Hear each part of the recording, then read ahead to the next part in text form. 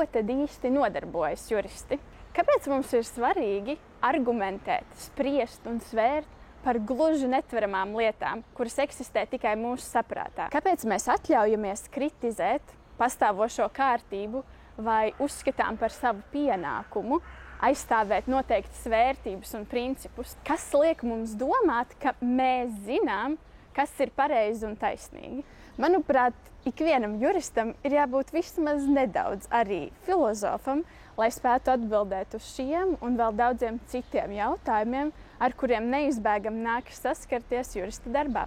Saprātīgums ir visu lietu mērs jurisprudencē tāpēc, ka saprāts ir visas tiesiskās sistēmas sākums un gals.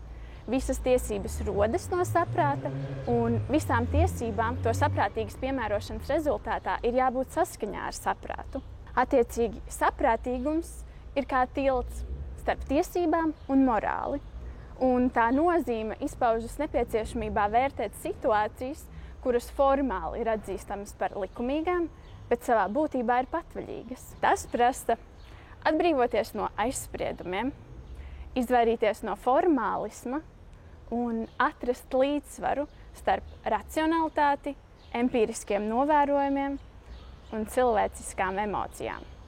Teikšu tā, viss sākās ar to, ka es gribēju saprast, kāpēc Latvijas juridiskajā diskursā vienlaikus pastāv gan pamatotas, gan saprātīgas šaubas.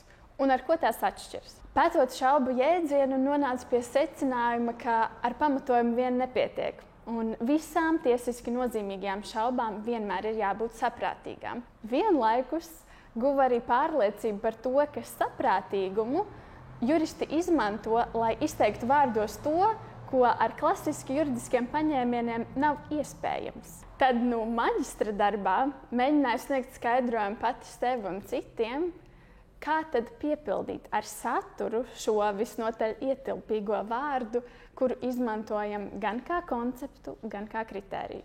Vislielāko gandarījumu man sagādā apziņa, ka manā darbā ietvertās domas ir svarīgas un noderīgas arī citiem. Uzvara konkursā un saņemtā atzinība no pieredzējušiem juristiem bija kā apliecinājums tam, ka manam pētījumam par saprātīgumu Latvijas tiesiskajā telpā ir nozīme un vērtība.